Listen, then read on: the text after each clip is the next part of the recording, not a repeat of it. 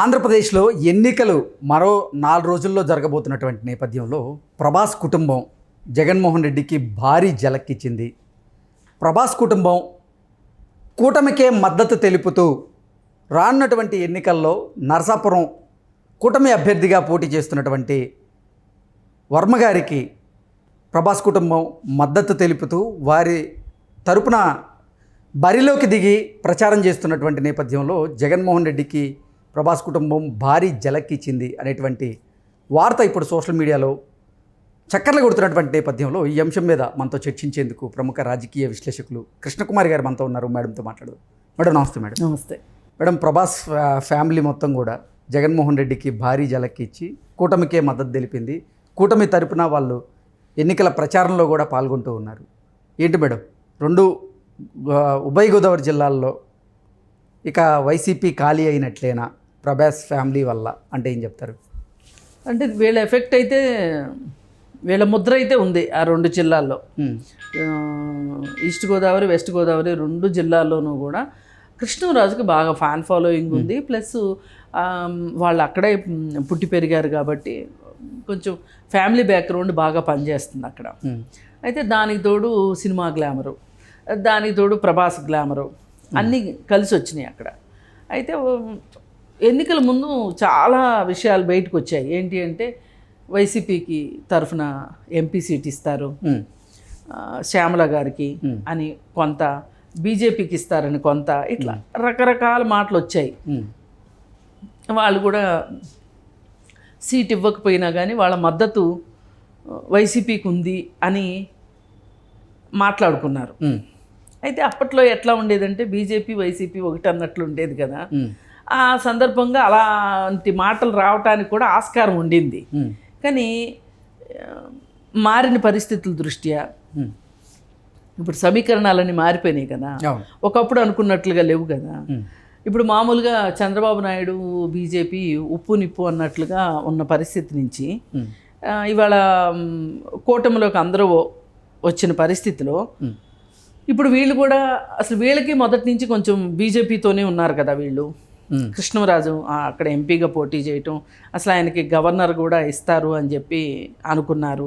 ఆయన చనిపోయారు కాబట్టి ఆవిడకి ఇస్తారని కూడా వార్తలు వచ్చాయి. ఇలా రకరకాల వార్తలు ట్రోల్ అయ్యాయి అప్పట్లో. అయితే ఫైనల్గా వాళ్ళకి అర్థమైంది ఏంటి అంటే, మనకు సీట్ ఇచ్చినా ఇవ్వకపోయినా ఇవాళ కూటమి తరఫున మనము ఉందాము, కూటమికి సపోర్ట్గా ఉందాము అని వాళ్ళు ఓపెన్గా వచ్చి ప్రచారానికి వచ్చేసారు. దీని ఎఫెక్టు ఇప్పుడు కూటమికి కలిసి వస్తుంది అంటే నెగిటివ్ అయ్యేది ఎవరికి? జగన్మోహన్ రెడ్డికే కదా ఆటోమేటిక్గా. అసలే బాగలా జగన్మోహన్ రెడ్డి పరిస్థితి, అది దీపం ఎప్పుడు ఆరిపోద్దా అన్నట్లు ఉంది. ఈ పరిస్థితుల్లో వీళ్ళు కూడా ఇటు వచ్చేసారు అనేసరికి ఇప్పుడు ఒక రకంగా ఈ వార్త, అసలు వీళ్ళు ఇంట్లోంచి బయటికి రాకపోతే చాలు జగన్మోహన్ రెడ్డికి, అలాంటిది లేకోకుండా వీళ్ళు వచ్చి మాట్లాడడం మొదలెట్టారు కదా. ఇప్పుడు బయటకు వచ్చి ప్రచారం చేస్తున్నారు. మరి జగన్మోహన్ రెడ్డికి బాగా దెబ్బే కదా.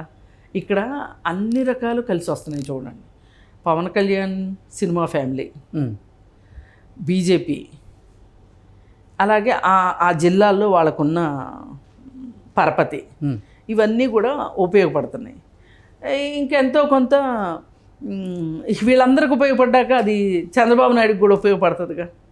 వాళ్ళ ఒక్కళ్ళకే అని ఎందుకు అనుకోవాలి?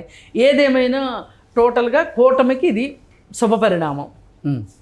ఇక ఆ రెండు జిల్లాల్లో ఎంతో కొంత కొన్ని చోట్ల ఆశలు పెట్టుకున్నాడు జగన్మోహన్ రెడ్డి కూడా.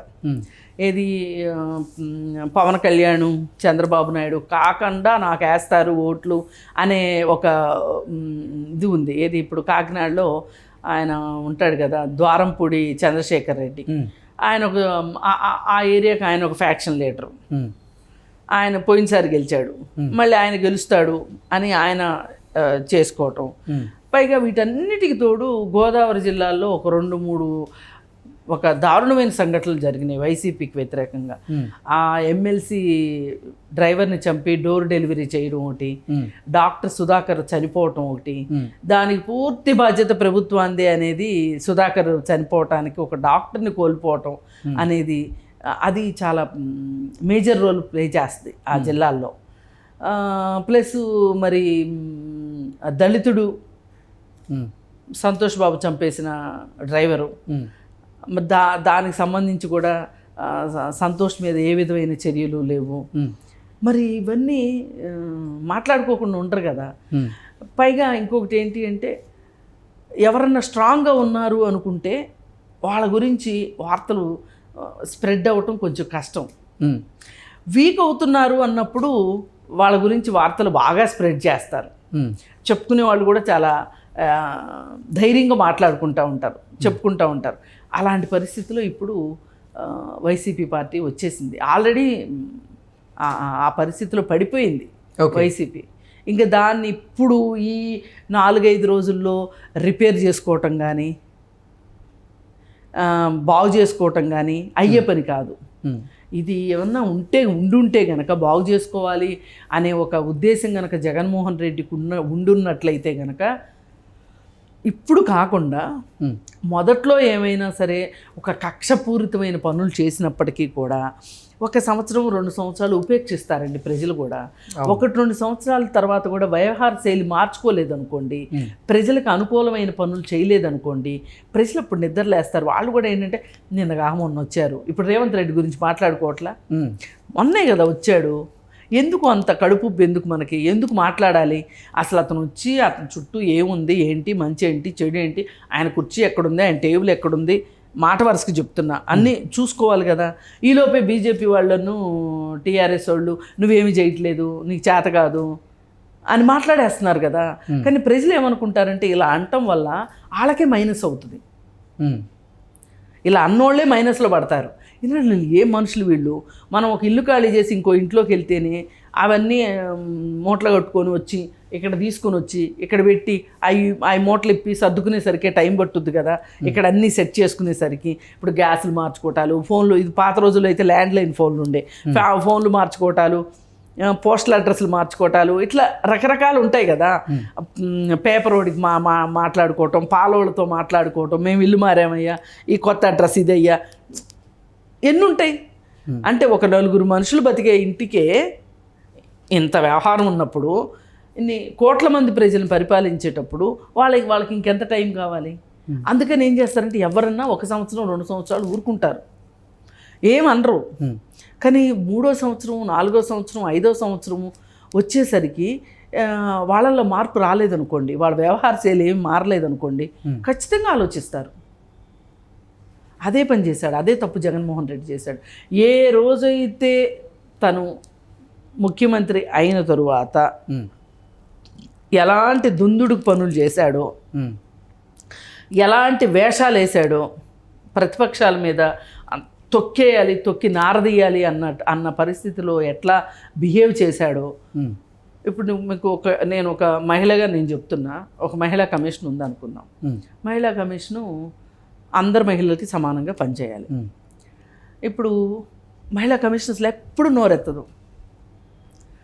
ఎంతోమందిని సోషల్ మీడియాలో వీళ్ళు ఇష్టం వచ్చినట్టు మాట్లాడేస్తున్నారు వైసీపీ వాళ్ళు, వేరే వాళ్ళని. ఆఖరికి నాలాంటి రాజకీయ విశ్లేషణ చేసి నా మీద కూడా పడి మాట్లాడుతూ ఉంటారు, ఎప్పుడూ నోరెత్తరు.